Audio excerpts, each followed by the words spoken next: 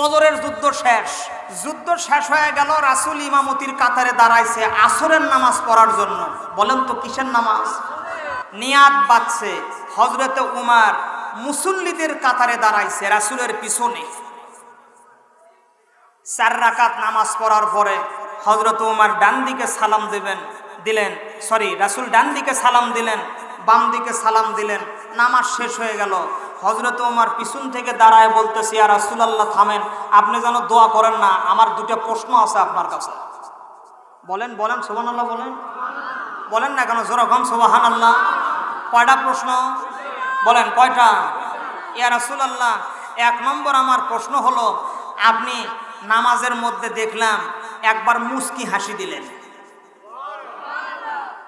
বলেন জোরে কম।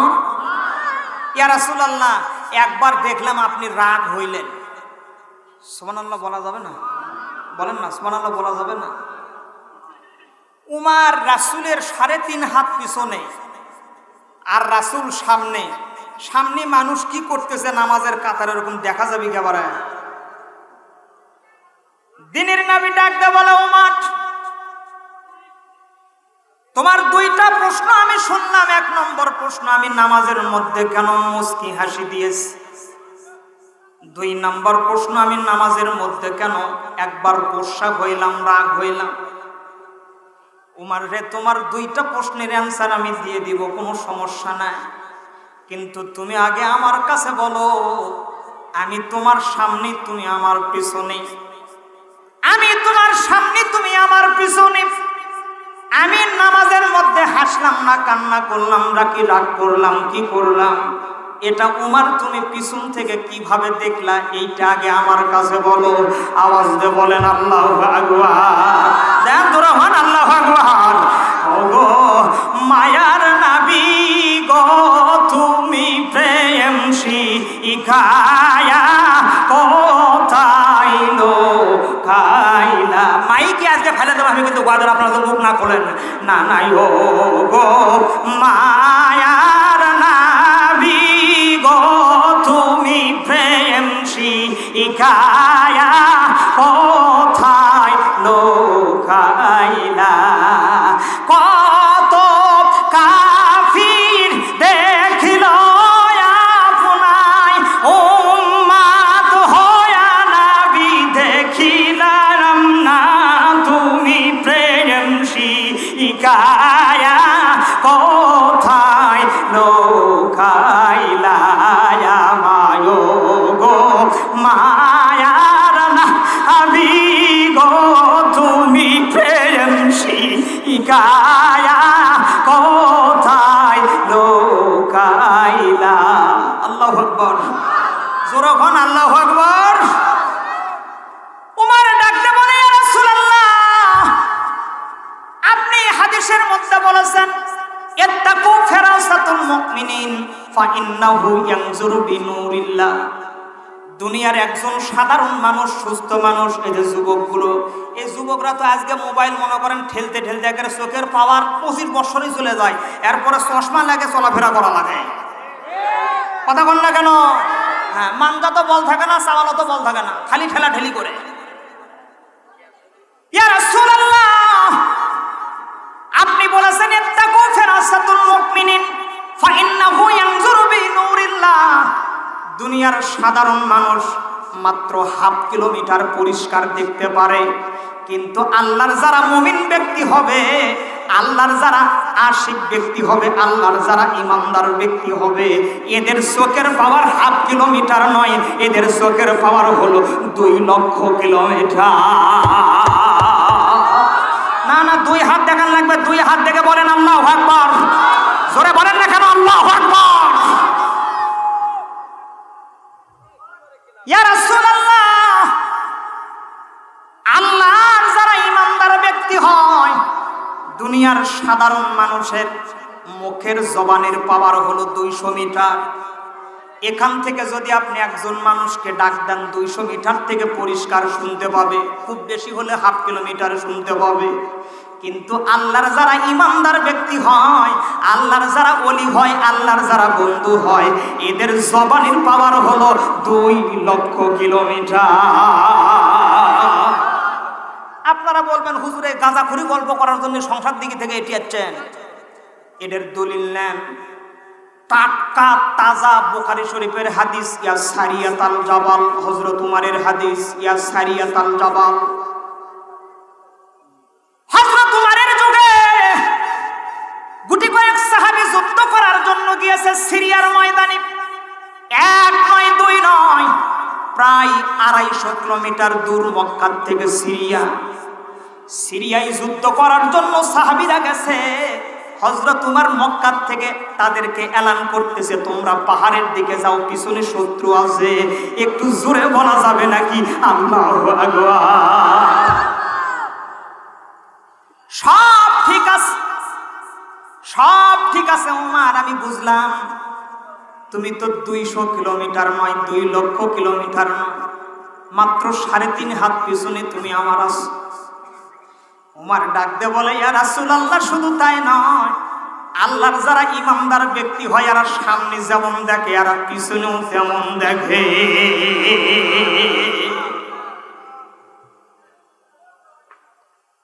রাসূল আমার একদম চুপ হয়ে গেলেন।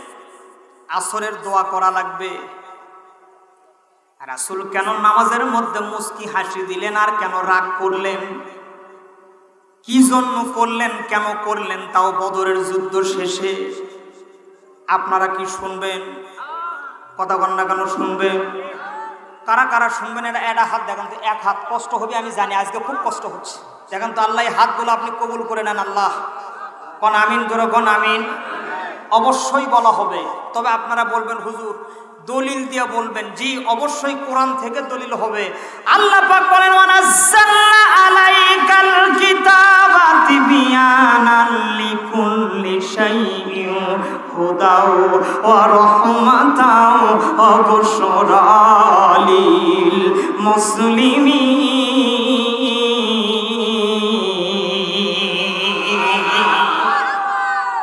হুদাও ওয়া রাহমাতাও ওয়া বুশরা লিল মুসলিমিন তিবয়ানাল লিকুল্লি শাই। পৃথিবীর এমন কোন বিষয় নাই যে বিষয়ের সমাধান কোরআনের মধ্যে দেওয়া হয় নাই। অবশ্যই এটারও সমাধান কোরআনের মধ্যে আছে। কোন সূরায় আছে, কিভাবে আছে, অবশ্যই বলা হবে। খালি আমাকে মনে করে দেবেন। নামাজের মধ্যে কৃষক রাসূল হাসলো আর কৃষক রাসূল রাগ হলো, এটা কি আমাকে জানার দরকার আছে না? কথা কোন তো আছে না নাই? অবশ্যই বলা হবে। এখন আমার ডাইরেক্ট ওই কোরআনের আয়াতের দিকে যাওয়া লাগবে, বুঝেন নাই? একটু সকলে আমার সাথে জবান খুলে পড়েন, বিসমিল্লাহির রাহমানির। আবারও আওয়াজ খুলে পড়েন, বিসমিল্লাহির রাহমানির। ওয়াত্তাকু ইয়াওমান তুরজাউনা ফীহি ইলাল্লাহ।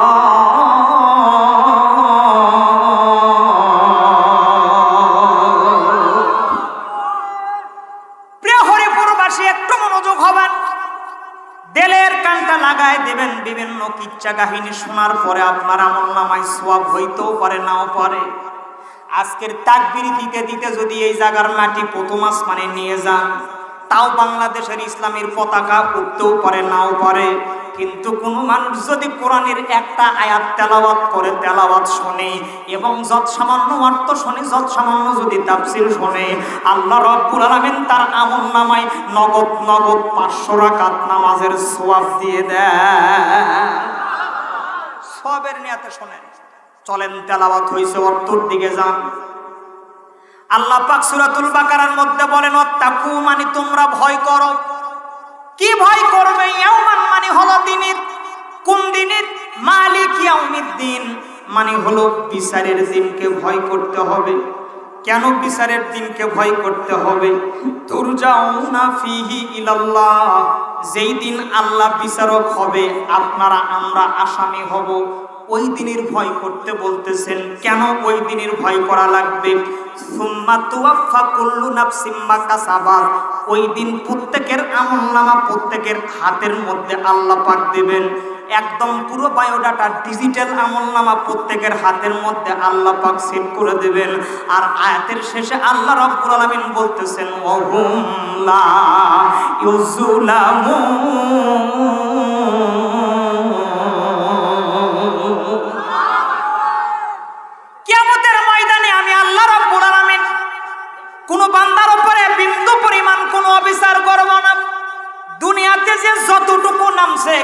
কিয়ামতের ময়দানে ততটুকু ভিজা অবস্থায় উঠবে। একটু একদম ফ্রেশ অর্থ করে দিলাম। এখন একটু ব্যাখ্যার মধ্যে চলে যান, তাফসীরের মধ্যে চলে যান, মনোযোগ দিতে হবে। অল্প কিছুক্ষণ সময় আমি আপনাদের কাছে আলোচনা করব। প্রিয় ভাইয়েরা আমার, আল্লাহ রাব্বুল আলামিন এই আয়াতের প্রথমেই ভয় করতে বলতেছেন ওই কিয়ামতের দিনটাকে। কেন কিয়ামতের দিনকে ভয় করতে বললেন? তাফসীরে ফরহাঙ্গে জাদিদ, শুধু তাই নয়, তাফসীরে ইতকানের মধ্যে আল্লামা জালালউদ্দিন সুয়ুতী রাহমাতুল্লাহ আলাইহি লেখে কাল কিয়ামতের ময়দানে কোথায় অনুষ্ঠান হবে। তাফসীরে ইতকানের লেখক লিখতেছে আরাফার ময়দানে অনুষ্ঠিত হবে। অন্য রাওয়ায়াতের সেনাগা ফিলিস্তিনের জমিনে কিয়ামত অনুষ্ঠিত হবে। তবে তাফসীরে ইবনে কাসিরের রাওয়ায়াত আছে এই আয়াতের তাফসীর করতে গিয়ে যে না, কিয়ামতের ময়দানটা হবে সৌদির আরাফার ময়দানে। এর মিডল পয়েন্টে মসজিদে নামিরা আছে। এ জায়গায় যারা মক্কা মদিনার বাজার করেছেন একটু মনোযোগ দেবেন। এই মসজিদের নামিরার উপরে আল্লাহ রাব্বুল আলামিন তার আসনটা বসায় দেবে। ডান পাশে থাকবে নবী রাসূলগণ, বাম পাশে থাকবে হাফেজকারী উলামাগণ। আর আপনার আল্লাহ রাব্বুল আলামিনের সামনে লক্ষ লক্ষ জনতা থাকবে। কথার দিকে মনোযোগ দিতে হবে। কিয়ামতের ময়দানে সর্বপ্রথম বিচার করা হবে হযরতে নূহ আলাইহিস সালামের। হযরতে নূহ আলাইহিস সালামকে ডাক দেওয়া হবে কাম হিয়ার। একটাই মাত্র আদালত আর একটাই মাত্র উকিল। যেই উকিল এমন একটা উকিল যেন তেন লোকের সুপারিশ করবে না। সারা জীবন অন্যায় করলো, সিটারি করলো, বাটপারি করলো। শুধু তাই নয়, মসজিদের টাকা মারে খাইলো। শুধু তাই নয়, গ্রামীণ ব্যাংকের টাকাও মারে খাইলো। শুধু তাই নয়, রাস্তায় রডের বদলে বাঁশ ঢুকায়া দিল। আহারে, অনেকগুলো কথা সামনে আসবে, একটু মনোযোগ দেন। আমি ফ্রেশ তাফসীরটাকে করে নেই, তারপরে সব কথা চলে আসবে। দেখেন, সব কিছুর বিচার একদম বায়োডাটা করে সুম্মা তুওয়াফা কুল্লু নাফসিম মা কাসাবাত প্রত্যেকের হাতের মধ্যে থাকবে। হযরতে নূহ আলাইহিস সালাম হাতের মধ্যে সে একদম ওই বায়োডাটা আমলনামা নিয়ে আল্লাহর সামনে দাঁড়ায় যাবে। আল্লাহ ডাকতে বলবে, নূহ তোমার হাতের মধ্যে কি? নূহ আলাইহিস সালাম বলবে, আমার আমলনামা। আল্লাহ ডাকতে বলবে, তুমি তোমার আমলনামা পড়ো, কি লেখা আছে? নূহ আলাইহিস সালাম বলবে, আল্লাহ আমি 950 বছর আপনার দাওয়াত দিয়েছি মানুষের দ্বারে। এই 950 বছরে 43 জোড়া মানুষ হেদায়েত করেছি আমি। 950 বছরে মাত্র 43 জোড়া। আল্লাহ গো, তেমন কিছু আমার আমল নাই, এইটুকু আমার আমল। আল্লাহ ডাক দিয়ে বলবেন, এর পক্ষে একজন সাক্ষী তুমি আমার কাছে আনয়ন করো। একজন যদি সাক্ষী দিতে পারো তাহলে কিয়ামতের ময়দান তোমার জন্য খালাস হবে। প্রিয় ভাইয়েরা আমার, আজকে যেই তাপমাত্রা চলতেছে, ফ্যানের নিচে টিকা যায় না। বলেন তো, সূর্য কত দূরে আছে, আসমান কত দূরে আছে? আর কিয়ামতের ময়দানে সূর্যটাকে মানুষের মাথার উপরে সেট করে দেওয়া হবে। আধা হাত উপরে থাকবে, 9 ইঞ্চি উপরে সূর্য তার ফুল ভোল্টিয়াম একদম দিবে। ফুল তাপ দেওয়া শুরু করবে। মানুষের মগজ টকবক করে গলতে থাকবে। ঘামের মধ্যে মানুষ সাঁতার কাটবে। কিয়ামতের ময়দানে মানুষের লক্ষ্য জান্নাত আর জাহান্নাম হবে না। কিয়ামতের ময়দানে মানুষের লক্ষ্য থাকবে, আল্লাহ যেন আগে আমার বিচারটাই করে। প্রিয় দেশবাসী, কথার দিকে মনোযোগ দেন। এফেন দাও, কথার দিকে মনোযোগ দেন। সবার কামনা থাকবে আগে আমার বিচারটাই হয়ে যাক। বিচার হয়ে গেলে জান্নাত হবে না জাহান্নাম হবে সেগুলো পরে দেখা যাবে, কিন্তু আগে আমার বিচারটা হয়ে যাক। না গো ভাই, না। কিয়ামতের প্রথম দিন হবে 50,000 বছরের সমান। মানুষ পাগল পারা হয়ে যাবে। হযরতে নূহ আলাইহিস সালাম কিয়ামতের এক প্রান্ত থেকে অন্য প্রান্ত ঘোরাঘুরি করবে, কিন্তু একটাও সাক্ষী পাবে না। সন্ধ্যার আগ মুহূর্তে ক্লান্ত হয়ে আল্লাহর দরবারের দিকে চলে যাবে। একজন উম্মতে মুহাম্মদ হযরতে নূহ আলাইহিস সালামকে দাঁড়ায়া সালাম দেবে। ডাকতে বলবে, আপনি কি নূহ নবী না? বলে হ্যাঁ। আপনি 950 বছর ইবাদত করেছেন, মানুষকে আল্লাহর পথে ডেকেছেন? বলে হ্যাঁ, ডেকেছি। ডাকতে বলবে, এই 950 বছর দাওয়াতি কাজে মাত্র 43 জোড়া মানুষ আপনি ইসলামের পথে, আল্লাহর পথে নিয়ে এসেছেন। হযরতে নূহ আলাইহিস সালাম আর কাল বিলম্ব দেরি করবে না। এক দৌড়ে লোকটার হাত ধরে বলবে, ভাই গো, তুমি যে এই কথাটা বলেছো, এইটুকু কথা একটু আল্লাহর দরবারে গিয়ে বলো, তাহলে আমার কিয়ামতের বিচার শেষ হয়। তুমি কি বলতে পারবা? লোকটা বলে, হ্যাঁ আমি বলতে পারবো। তাহলে চলো আমার সঙ্গে আল্লাহর কাছে। সংক্ষিপ করে বলতেছি, দেখেন লোকটাকে নিয়ে হযরত নূহ আলাইহিস সালাম আল্লাহর দরবারে চলে যাবে। লোকটা দাঁড়ায়া আল্লাহকে সালাম দিবে। আল্লাহ বলবে কি ব্যাপার, তোমার খবর কি? লোকটা উম্মতে মুহাম্মাদি বলবে, আল্লাহ এই লোকটার নাম হলো হযরত নূহ আলাইহিস সালাম, আপনার নবী। 950 বছর ইবাদত করেছে, মানুষকে ডেকেছে, 43 জন মানুষ সে হেদায়েত করেছে। আল্লাহ ডাকতে বলবে তোমার কাছে দলিল কি, তুমি এগুলো পাইলা কই, আর তুমি কোন নবীর উম্মত? লোকটা ডাকতে বলবে, মাবুদ আমি হলাম শেষ জামানার আখিরি পয়গম্বর মুহাম্মদুর রাসূলুল্লাহ সাল্লাল্লাহু আলাইহি সাল্লামের উম্মত। শুধু নূহ কেন, আপনি 313 জন রাসূল দুনিয়াতে প্রেরণ করেছেন, 1,24,000 মতান্তরে 2,24,000 নবী রাসূল দুনিয়াতে দিয়েছেন। শুধু নূহ নয়, সমস্ত নবী রাসূলদের বায়োডাটা আমরা আল্লাহ আপনার কাছ থেকে পেয়েছি, সেটার নাম হলো কোরআন। আল্লাহ পাক বলবেন নূহ তোমার খালাস। আল্লাহ পাক কহার নাম ধারণ করবে। কহার মানে হলো বিকট, তার দিকে তাকানোর মতো কোনো ক্ষমতা কোনো মানুষের হবে না। যত বড় শক্তিধরী হোক না কেন, যত বড় নেতাই সে হোক না কেন, আল্লাহর চেহারার দিকে তাকাবে এমন কোনো সাধ্য সাহস কারো হবে না। দিনের নবী আমার উকিল কেমন উকিল গো, উম্মতকে কেমন ভালোবাসেন লক্ষ্য করে দেখেন। আল্লাহ পাকের কহার চেহারা দেখে সাইয়েদনা আবু বকরের আমলনামা আল্লাহর টেবিলে জমা দিবে। আল্লাহ নিচের দিকে তাকাই দেখবে আবু বকর, এটা তোমার আবু বকরের আমলনামা। ডাক দে বলবে আমার আবু বকর কই রে, কই আমার আবু বকর সামনে আসো। আবু বকর সামনে চলে আসবেন নাটু শুটু অবস্থায়। আল্লাহ ডাক দে বলবে আবু বকর তোমার বিচারের দরকার নাই। আবু বকরকে দেখার সঙ্গে সঙ্গে আল্লাহ রব্বুল আলামিন কিয়ামতের ময়দানে কহার নাম পরিবর্তন করে রহমান নামে রূপান্তরিত হবে। কথাটা কি বুঝলেন আমার? বুঝেন নাই? কহার নাম পরিবর্তন করে রহমান ভাবে তিনি প্রবর্তিত হবেন কিয়ামতের ময়দানে, শুধু আবু বকরের আমলনামা দেখে। আরে জোরে বলেন না ভাই, সুবহানাল্লাহ, জোরে বলেন। তার মানে 2 নাম্বার বিচার হবে আবু বকরের। বাস্তবতায় আসেন, বর্তমানে আসেন। গতকাল সোশ্যাল মিডিয়ায় একটা জিনিস দেখার পরে আমার কলিজা কেঁপে উঠলো। যেই সমন্বয়ক ছাত্র ভাইদের ডাকে বাংলাদেশে হাসিনা সরকারের মতো সরকারকে টানিয়ে হিসড়ে নামায়া দেশবাসী জাতির কাছে ক্ষমা চাওয়ার সুযোগ পাইল না, বুবু পালায়া ইন্ডিয়া চলে গেল। আজকে স্যার সলিমুল্লাহর প্রতিষ্ঠিত ঢাকা ইউনিভার্সিটিতে গত 2 দিন আগে বরগুনা পাথরঘাটার একটা সন্তান তোফাজ্জল হোসেন না, মানসিক ভারসাম্যহীন একটা ছেলেকে 40 জন মানুষ, মতান্তরে 50 জন মানুষ স্ট্যাম আর ব্যাট এগুলো দিয়ে পিটায়া পিটায়া ব্রেক দিয়ে পিটছে। একবারে পিটেনি, অল্প 10 মিনিট পিটার পরে 5 মিনিট রেস্ট, এরপরে আবার ভাত খাইতে দিল, এরপরে আবার পিটাইলো, এরপরে আবার পিটাইলো। মানে দমলে দমলে পিটানো যাক বলে, আমাকে বগুড়ার ভাষায় মানে কামলা লিয়ে পিটেন। কথা না বলে কেমনে হবে বারে? হ্যাঁ, এইরকম পিটায়া তাজা একটা মানুষকে দুনিয়ার থেকে বিদায় করে দেওয়া হলো। কি অপরাধ তার? যদি তাই অপরাধী করে থাকে, আপনারা এত বড় একটা বিদ্যাপীঠ এখানে পড়াশোনা করতেছেন, তার কথাবার্তাতেও আপনাদের বোঝার কথা ছিল যে না, এ লোকটার মধ্যে অবশ্যই কোনো সমস্যা আছে, ভারসাম্যহীন হইতে পারে, সে মোবাইল নাও নিতে পারে। তাকে আপনারা না মেরে নিজের হাতে আইন কেন তুলে নিলেন? আপনারা আইনের কাছে তাকে অর্পণ করতেন। আপনারা আইনের কাছে অর্পণ না করে নিজ হাতে আইন তুলে নিয়ে এই তোফাজ্জলকে আপনারা পিটাইয়া পিটাইয়া দুনিয়ার থেকে বিদায় করে দিলেন। আমি গতকাল নেটে দেখার পরে দেখলাম 2019 সালে বুয়েটের জমিনে ছাত্র শিবির করার অপরাধে আপনারকে লাঠি স্ট্যামার ব্যাট দিয়ে পিটাইয়া পিটাইয়া দুনিয়ার থেকে এরকম ভাবে বিদায় করেছিল। তোফাজ্জলকে একই কায়দায় দুনিয়ার থেকে বিদায় করে দিয়েছে। আওয়াজ তুলতে হবে, কথা ঠিক না ঠিক?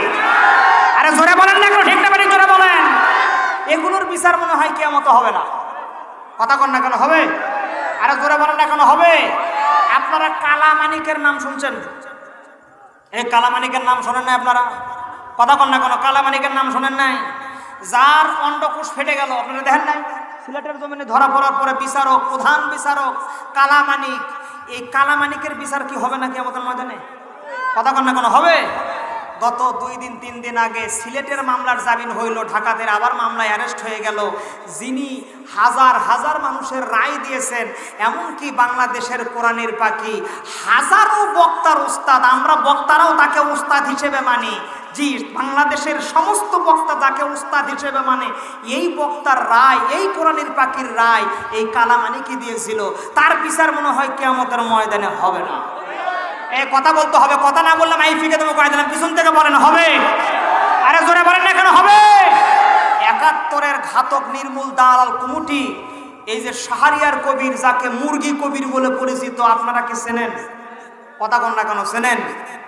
আপনারা চেনেন কি? দেখেন নাই? কোনোদিন দেখেন নাই? ঠিক আফ্রিকার যেগুলো হনুমান, এই হনুমান কায়দা সিয়ারা, ইনি 71-এর ঘাতক দালাল, রাজাকার ঘাতক দালাল কমিটির সভাপতি ছিল। গত 3 দিন আগে ধরা পড়লো, 7 দিন তাকে রিমান্ড ডাকলো। আমি বললাম আল্লাহ ঠিক মতো রিমান্ড হোক। আর পুলিশদেরকে বলতেছে আপনারা ঠিক মতো থেরাপি দেন, ডিমির দাম কি এমনি বেড়ে গেছে একেবারে, মানে মুখ দেও খায়, পিছন দেও দেয় না। ওয়াজটা হয় কেমনি বলে? কি কথা কন না কেন? কি এগুলোর বিচার কিয়ামতে হবে? কথা বলেন হবে? আরে জোরে বলেন না কেন হবে? এদিকে আসেন। যারা বাংলার জমিনে অত্যাচার অনাচার করলো, মানুষের উপরে জুলুম আর নির্যাতন করলো, এগুলোর বিচার মনে হয় কিয়ামতের ময়দানে হবে না? কথা বলেন তো হবে? এদিক দেখেন হবে?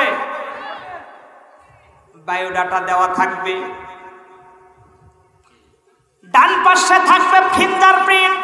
এদিক দেখেন, ডান পাশে ফিঙ্গারপ্রিন্ট দেওয়া থাকবে, মানে আপনার ডান বৃদ্ধ আঙ্গুলির টিপ দেওয়া লাগবে। টিপ দেওয়ার সঙ্গে সঙ্গে অটোমেটিক কানেকশন হয়ে থাকবে। নাম লেখা থাকবে অমুক, বাড়ি হলো অমুক জায়গায়, বাবার নাম অমুক, মার নাম অমুক। মনোযোগ দেন।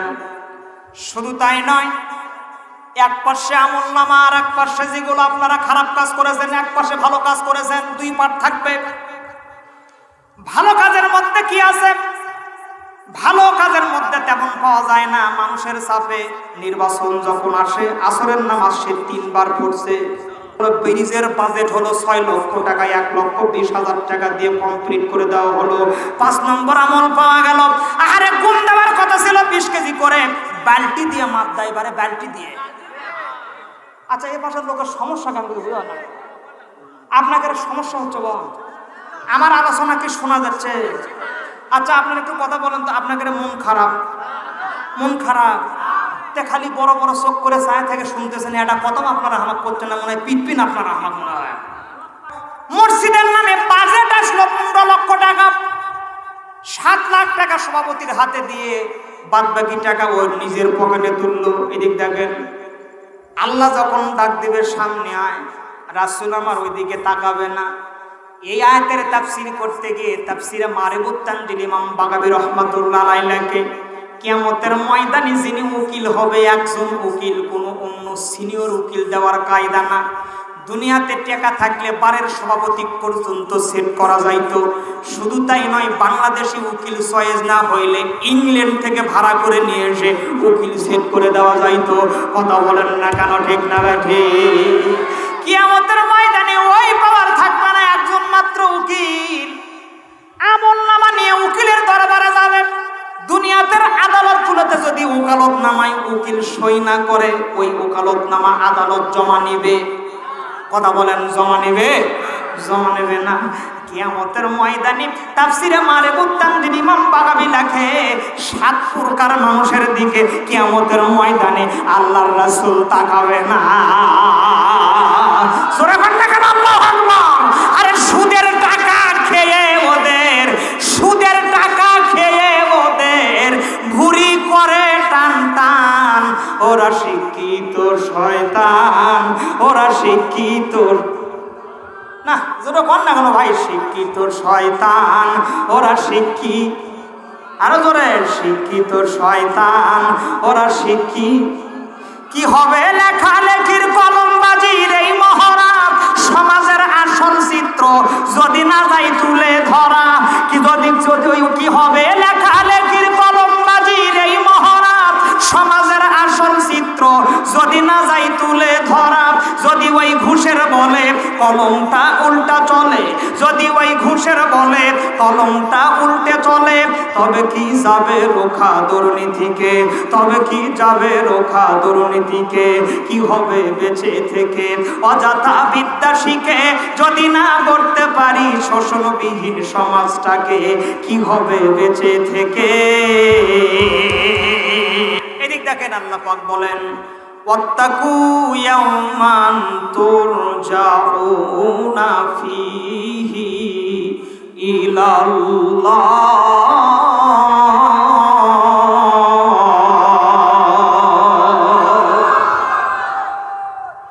দুনিয়াতে যত কিছুই তুমি করো না কেন, আজ হোক আর কাল হোক, আল্লাহর মুআখাযায় তোমাকে পড়তে হবে, আল্লাহর কাছে তোমাকে যাইতে হবে। কিয়ামতের ময়দান এমন একটা ময়দান, ওই ময়দানে গিয়ে আল্লাহর কাছে যদি বলো আমি 16 বছর নৌকার এমপি ছিলাম, আমাকে জান্নাত দাও, দিবে? কতক্ষণ? এরপর যদি বলে আমি অমুক মার্কার নেতা ছিলাম, কাজ হবে? জোরে বল না কেন কাজ হবে? কিয়ামতের ময়দানে যদি রাসূলকে বলেন ইয়া রাসূলুল্লাহ, দুনিয়াতে আমি আপনার ইত্তেবা করেছি, আপনাকে জীবনে কোনোদিন দেখি নাই, আল্লাহকে কোনোদিন দেখি নাই, আল্লাহকে কোনোদিন দেখি নাই, সচক্ষে রাসূলকে আমরা জীবনে কোনোদিন সচক্ষে দেখি নাই, না দেখার পরেও দৈনিক 5 ওয়াক্ত নামাজ এই 43 ডিগ্রি তাপমাত্রার মধ্যে আমরা পড়েছি, আর 42 ডিগ্রি তাপমাত্রার মধ্যে টানা তাতা ভোগ সহকারে 30 দিন রোজা রেখেছি। আমরা রাসূলকে দেখি নাই, আল্লাহকে দেখি নাই, কি বিচার করবেন আল্লাহ? আপনি বিচার করে দিয়ে দেন।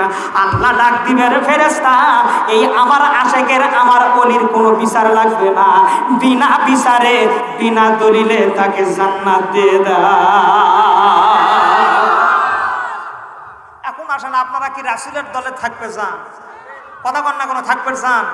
অর্ধেক চাই অর্ধেক চায় না, থাকবে চান তো? আলহামদুলিল্লাহ, সামনে চলেন। আমি আলোচনায় তুলতেই পারিনি, বুঝছেন, তার মধ্যে জ্ঞানজাম, যাই হোক আল্লাহ পাক কবুল করে নিক। সামনে চলেন, আমি একটু খালি জায়গা মতো যাই। 10 মিনিট সময় দিলে কি কষ্ট হবে? কষ্ট হবে? সামনে চলেন। তার মানে আল্লাহকে আয়াতের প্রথমে ভয় করতে বলতেছেন। প্রিয় ভাইরা আমার, আল্লাহর ভয় যদি কোনো মানুষের মধ্যে থাকে, এ মানুষ কোনোদিন জমির আল বেশি করে কাটবে না। আল্লাহর ভয় যদি কোনো মানুষের মধ্যে থাকে, বিবিকে ধরে পিটবে না। আল্লাহর ভয় যদি কোনো মানুষের মধ্যে থাকে, পরকীয়া প্রেম করবে না। আল্লাহর ভয় যদি কোনো মানুষের মধ্যে থাকে, বিজিবির চাল মেরে খাবে না। আল্লাহর ভয় যদি কোনো মানুষের মধ্যে থাকে, সুদের কারবার করবে না। আল্লাহর ভয় যদি কোনো মানুষের মধ্যে থাকে, মানুষের নামে মিথ্যা হয়রানি মামলা দেবে না। আওয়াজ তুলে বলেন কথা ঠিক না ব্যাঠি? ও হরিপুরবাসী, খেয়াল করুন, কথার দিকে কর্ণপাত করুন। আল্লাহর ভয় যদি কোনো মানুষের মধ্যে থাকে, জোর জুলুম আর মানুষের উপরে জালেম জুলুম করবে না। কান খাড়া করে শুনে নেন, যেই সালমান এফ রহমান এত কোটি কোটি টাকা তার ব্যাংক ব্যালেন্স, 7টা ব্যাংকে 6000 কোটি টাকা যার লোন নেওয়া, যে লোনগুলো মেরে খাইলো, এত বড় মানুষ যখন বাংলাদেশ থেকে চলে যায়, দাড়ি মোছ কামায়া কুমায়া একদম সফা হয়ে যায়, একটা শার্ট পর্যন্ত সাথে নিতে পারে নাই। যেই নেতার বিনিময়ে মাঝে মাঝে সোশ্যাল মিডিয়া ইন্টারনেট বন্ধ থাকতো, আমাদের সিংড়ার পলক, এ পলকও যখন পালে যায়, ঠিক মতো কাপড় আর শার্ট প্যান্ট নিতে পারে নাই, সিরা লঙ্গি সিরা গামছা নিয়ে বাসা থেকে যাইতে হয়। এমন রাজনীতির ধিক্কার জানায়, এমন রাজনীতির সিয়ারকে ধিক্কার জানায়। আপনি যদি সঠিকভাবে থাকতে পারেন, আপনার ওই সিয়ার আল্লাহ রব্বুল আলামিন কিয়ামত পর্যন্ত আপনার জন্য রাখবে। চিৎকার করে বলেন কথা ঠিক না ব্যাঠি? এই ক্ষমতার সিয়ার করে বর্তমান আজকে 2024 সালের 20শে সেপ্টেম্বর বাংলাদেশের জাতীয় মসজিদ ঢাকার বাইতুল মোকাররম মসজিদে ইমামির আধিপত্য বিস্তারকে কেন্দ্র করে নিয়ে সাবেক ইমাম, যিনি কওমিদের যিনি এই সার্টিফিকেটের ব্যবস্থা করেছিলেন, আম্মা হাসিনাকে যিনি কওমির জননা বললেন, রুহুল আমিন সাহেব, উনি একদম গোপালগঞ্জ থেকে 1200 গুন্ডা ভাড়া করে নিয়ে এসে বর্তমান যিনি ইমাম তার কাছ থেকে আজকে বাইতুল মুকাররমে মাইক কেড়ে নিয়েছে। জোরগণ মারহাবা। মানে 2 হাত তুলে কোন তো নাউজুবিল্লাহ জোরে বলেন। যারা হাত তুলবে না তারা ওই গ্রুপের লোক, ওখানে ধরে তুলে দেন, তোরা চলে যা। 2 হাত তুলে বলেন নাউজুবিল্লাহ। আরো জোরে বলেন না কেন নাউজুবিল্লাহ? হাত নামান। বাংলাদেশের জনগণ ভালো জিনিস বুঝে গেছে।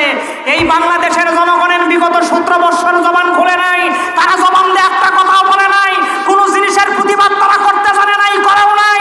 কিন্তু বর্তমান ছাত্র আন্দোলনকে কেন্দ্র করে নিয়ে যেই আন্দোলন আবু সাইদের মতো বুকের তাজা রক্ত জমিন ঢেলে দিল, মীর মুগ্ধ পানি পানি করে ঢাকার রাজপথে জমিন ছেড়ে দিল, তাই শাহাদাত বরণ করলেন।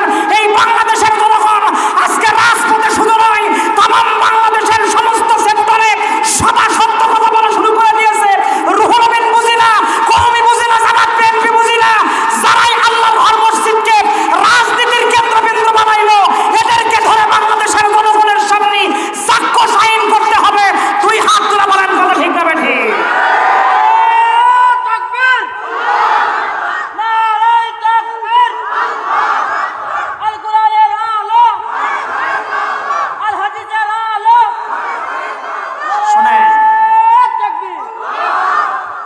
মসজিদ কি মসজিদ? মসজিদ কি রাজনীতির জায়গা? এক কথা বলেন না কেন? রাজনীতির জায়গা মসজিদ না? আপনি রাজনীতি করবেন? মসজিদ না রাজনীতি করবেন? আর এটা কেমন ইমাম গো, আর কেমন তার আকল? তোমাকে জনগণ চাচ্ছে না, তুমি গুন্ডা ভাড়া করে নিয়ে এসে মসজিদের ইমামতি টিকপে চাও, তুমি কয় নাম্বার আলেন? এরে খোঁজ নিয়ে আপনারা দেখেন, আর সার্টিফিকেট জাল, এর সার্টিফিকেট জাল সার্টিফিকেট, এর কোনো সার্টিফিকেট নাই, জাল সার্টিফিকেট। এর কথা বল না কেন? এর সার্টিফিকেট জনসম্মুখে প্রমাণ করা হোক। যদি হক্কানি কোনো আলিম হয়, মসজিদ থেকে তাড়িয়ে দেওয়ার পরে হক্কানি আলিম কখনো ওই মসজিদে গিয়ে মার্কেটিং করে ইমামতি টিকাবে না। কথা বল না কেন? তার মানে বোঝা গেল এতদিন দালালি করে চলেছে, ও মনে করেছে এখনো মনে হয় দালালিও করা যাবে না। ছাত্র আন্দোলন এখনো চুপ থাকে নাই। বাংলাদেশের প্রত্যেকটা নাগরিক এখন সচেতন। আওয়াজ তুলে বলেন কথা ঠিক না বলেন? বলেন। বাংলাদেশের জনগণ এখন প্রতিবাদ করতে শিখেছে, প্রতিবাদ করতে শিখেছে। সমস্ত সেক্টরে তারা প্রতিবাদ করতে জানে। কোন রাজনৈতিক দল থেকে বলতেছি না, সঠিক কথা যেটা কোরআনের কথা, মসজিদ কখনো রাজনীতির প্লেস হইতে পারে না, রাজনীতির কেন্দ্রবিন্দু হইতে পারে না। আর রাজনীতি করে আমার ইমামতি ঠিকান লাগবে, তুমি কয় নাম্বার হুজুর গো? কি কথা বলতেছেন না কেন আপনারা? জি, আমি কিচ্ছু বুঝি না, আমি কওমি বুঝি না, আলিয়া বুঝি না, আমি হেফাজত বুঝি না, জামাত শিবির বুঝি না, আমি বিএনপি আওয়ামী লীগ কিছু বুঝি না। আমার দাবি একটাই, মসজিদে কেন মারামারি হবে? ইমাম কেন্দ্র করে। আপনার কয় হাজার বাহিনী আছে, কাক্কুশ খোলা ময়দানে আসেন, কয় হাজার বাহিনী আপনি গোপালগঞ্জ থেকে নিয়ে আসবেন, নিয়ে আসেন, বাংলাদেশের সাধারণ জনগণের সাথে খেলা করেন, দেখবো হয়নি। আপনি কেন নামাজের সময় বাইতুল মুকাররম মসজিদের মতো জায়গায় মানুষকে নির্বিচারে মারামারি শুরু করে দিলেন? প্রায় 100-র উপরে মানুষ আহত হয়েছে, 100-র উপরে মানুষ আহত হয়েছে, অনেক ছেলে পেলে রক্তাক্ত হয়েছে। হাইরে জিল্লা মার দিচ্ছে, মনে করেন চাইনিজ মার। ভিডিও দেখেন আপনারা। সি ধিক্কার জানাই এ জাতির। কারণ আল্লাহর ভয় তাদের মধ্যে নাই, তাদের মধ্যে এই বাংলাদেশের লোভ লালসা আর সিয়ারের গদির লোভ তাদের অন্তরে গালেব হয়ে গেছে। জোরে বলেন নাউজুবিল্লাহ, আরো জোরে বলেন নাউজুবিল্লাহ। আল্লাহর ভয় কারে বলে দেখেন। হযরত ওমর একদিন ফজরের নামাজ পড়ার পরে বুখারী শরীফের কিতাবুল মাগাজির মধ্যে হাদিস আসছে, একটু লক্ষ্য করে দেখবেন, কথার দিকে কর্ণপাত করেন প্রিয় ভাইরা আমার। মূল পয়েন্টে চলে আসছি আমি। আর দীর্ঘক্ষণ সময় আমি নিব না, 5 থেকে 10 মিনিটের মধ্যে আপনাদের কাছ থেকে বিদায় হয়ে যাব। দিলটাকে নরম করে দেবেন আজকে। যেই সমস্ত শহীদেরা বুকের তাজা রক্ত জমিনে ঢেলে দিয়ে বাংলাদেশকে দ্বিতীয় স্বাধীনতা দিল, তাদের বাবা মা যেন কত বড় ভাগ্যবান গো। কাল কিয়ামতের ময়দানে শহীদদেরকে রক্তমাখা অবস্থায় আল্লাহর দরবারে তোলা হবে। আল্লাহ ডাকতে বলবে, রে পাগল, তোমার গায়ে কেন রক্ত দেখি, তোমার গায়ে কেন এরকম ধুলো মাখা দেখি, তার পিছনে কারণ কি? শহীদ আল্লাহর কাছে ডাকতে বলবে, মাবুদ, আমাকে দুনিয়ার মধ্যে দিন প্রতিষ্ঠা করার জন্য কাফির বেঈমান এবং আমার নিজ ধর্মের মানুষেরাই আমাকে দুনিয়ার থেকে বিদায় করে। ওই জন্য আমি আমার গায়ের রক্তকে ধুই নাই, আমি ওইভাবে আপনার কাছে আসছি। আল্লাহ রব্বুল আলামিন ফেরেশতাদেরকে ডাকতে বলবে, ফেরেশতারা জান্নাতের হাউজে কাউসারের পানি দিয়ে গোসল করাইয়া, জান্নাতের পোশাক দিয়ে, জান্নাতি হুর গেলামানির সংবর্ধনা দিয়ে তাকে জান্নাতের মধ্যে প্রবেশ করায় দিয়ে দাও। জোরে কোন আল্লাহু আকবার। আরে জোরে বলেন না কেন আল্লাহু আকবার? আরে ভয় নাই ওরে, কোনো ভয় নাই, আল্লাহ যদি থাকে সহায়। ভয় নাই ওরে, কোনো ভয় নাই, যুগে যুগে ইতিহাসে লেখা রয়ে যায়, আল্লাহর পথে যারা কাজ করে যায়, বিনা পরীক্ষায় তাদের পাশ নাই হায়। ভয় নাই ওরে, কোনো ভয় নাই, আল্লাহ যদি থাকে সহায়। দুর্গম গিরিপথ পাড়ি দিয়ে যায়, ভয় নাই ওরে, কোনো ভয় নাই। তাকবীর! জানতে পারেন আওয়াজ দেন না কেন? লিল্লাহে তাকবীর! হযরত ওমর ফজরের নামাজ পড়ার পরে উনি হাঁটাহাঁটি করার অভ্যাস।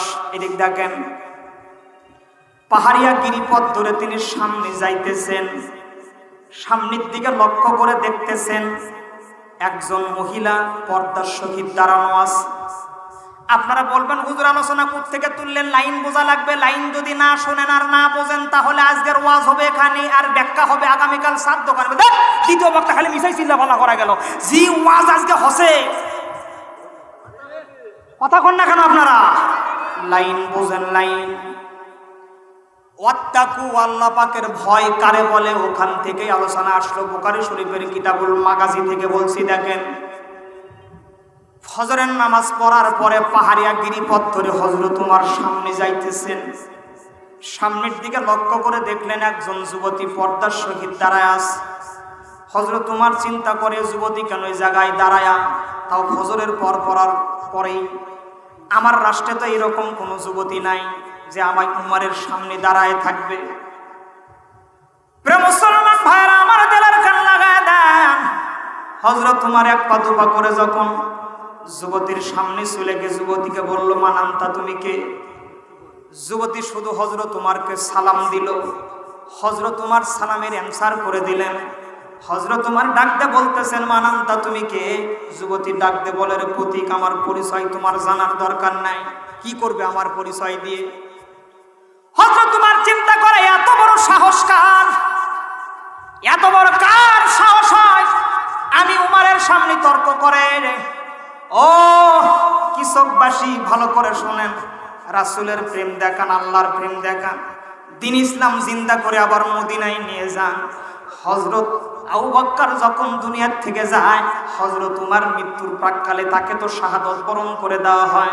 শাহাদতের আগে আব্দুল্লাহ ইবনে উমরের হাত ধরে, তার ছেলের হাত ধরে উমর একটা ওসিয়ত করে, ও আব্দুল্লাহ ইবনে উমর, তুমি শোনো, আমার ছেলে আব্দুল্লাহ, তুমি শোনো, আমি যখন মারা যাব, আমি যখন শহীদ হব, আমি যখন দুনিয়াতে থাকবো না, আমাকে গোসল করাইয়া জানাজার নামাজ পড়াইয়া দিয়া আমার লাশের খাটনিটা, আমার মাইয়াতের খাটনিটা রাসূলের রওজার গেটের কাছে রেখে আসবা। গেটটা যদি অটোমেটিক খুলে যায়, এমনি এমনি যদি গেট খুলে যায়, তাহলে আমাকে রাসূলের পাশে কবর দিও। আর যদি গেট না খুলে যায়, আমার লাশটাকে, আমার মাইয়ারটাকে তোমরা মরুময় ময়দানের মধ্যে ফেলে দিয়ে এসো। কুকুর, শিগাল আর হিংস্র জীবজন্তু আমার দেহটা খেয়ে নেবে। আমি ওমর দেখবো, আমি ওমর তখন বুঝবো আমার খেদমত ইসলামের জন্য কবুল হয় না।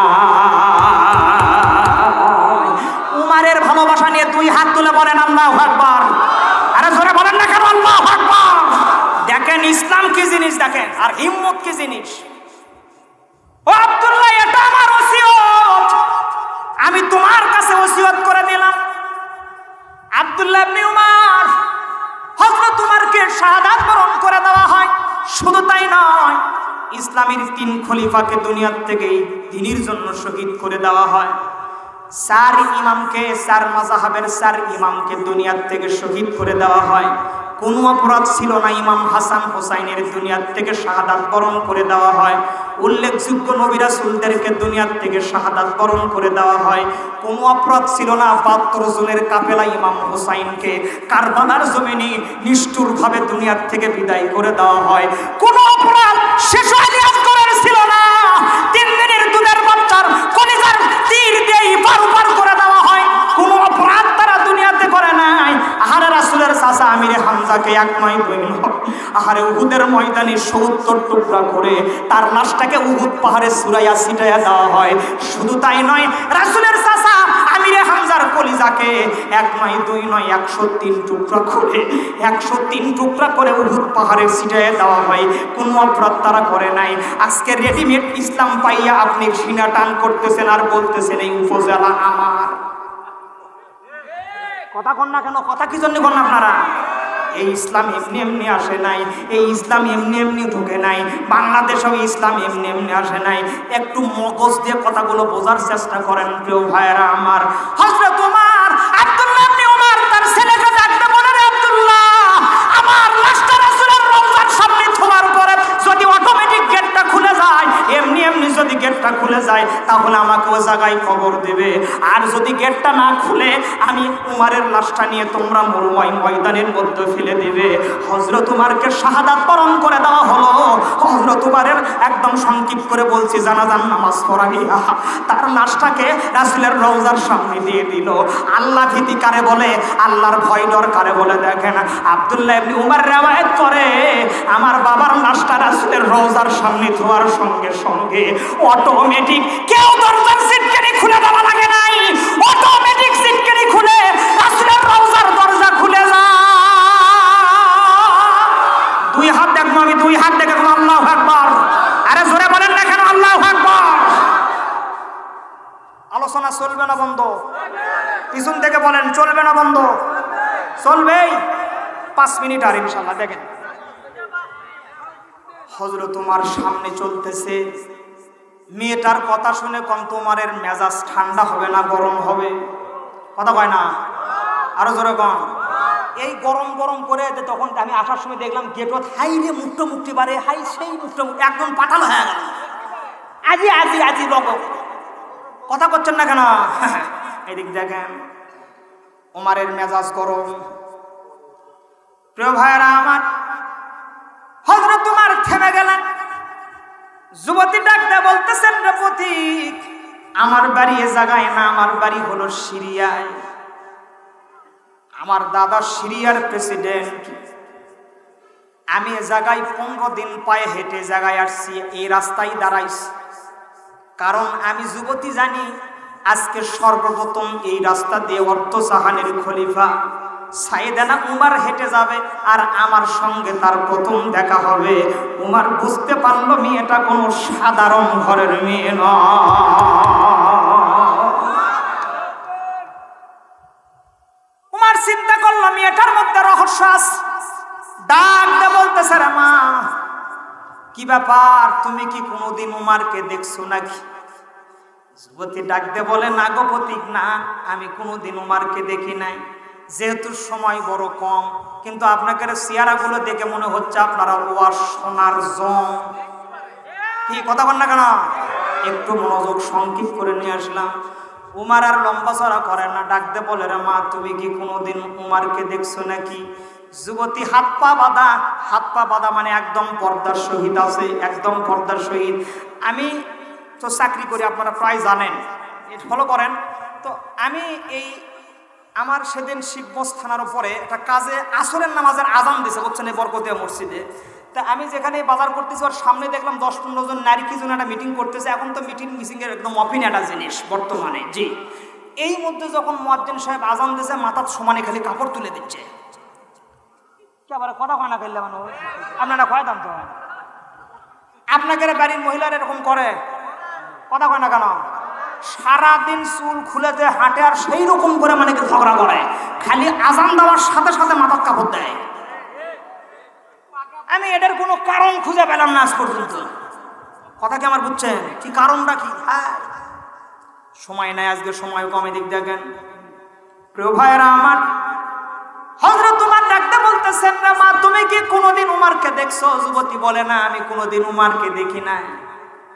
যুবতী ডাকতে বলে, আমি কোনোদিন উমরকে দেখি নাই। উমর আর কাল বিলম্ব করে না। উমর ডাকতে বলে, রে মা আমি হলাম অর্ধজাহানের খলিফা সাইয়েদনা উমর বলতেছি, যখন আল্লাহু আকবার। যুবতী আর এক সেকেন্ড দেরি করে না, দৌড় দিয়ে সাইয়েদনা উমরের কদমে পড়ে গেল। বলতেছে, আমিরুল মুমিনিন খলিফাতুল মুসলিমিন, আপনি আমাকে ক্ষমা করে দেবেন। আমি চিনি নাই, আমি আপনারা কোনোদিন দেখি নাই। আমি এক নয় দুই নয় সিরিয়ার জেলখানায় 12 বছর বন্দী ছিলাম। কোনো অপরাধ আমি দুনিয়াতে করি নাই। আমার কলিজার মধ্যে আল্লাহর ভয় ছিল, আমার কলিজার মধ্যে মদিনাওয়ালা নবীর ভালোবাসা মহব্বত ছিল, আমার কোনো অপরাধ ছিল না। তিলে তিলে আমাকে 12 বছর সিরিয়ার জেলখানার মধ্যে রাখা হলো। আমার একটাই মাত্র অপরাধ ছিল, আমি 6 বছর বয়সে কোরআনের প্রেমী পড়ে কোরআনকে ভালোবেসে ইসলাম ধর্ম কবুল করেছিলাম। আমার দাদা বেঈমান শাসক ছিল, তিনি ঈমান মুসলমান ছিল না। আমি 6 বছরে কেন আমি হলাম?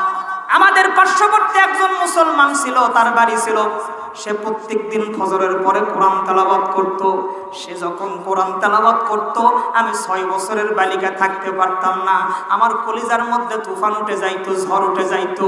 একদিন, 2 দিন, 3 দিন, 15 দিন চলে যাওয়ার পরে আমি একদিন দৌড় দিলাম ওই কোরআনটাকে শোনার জন্য।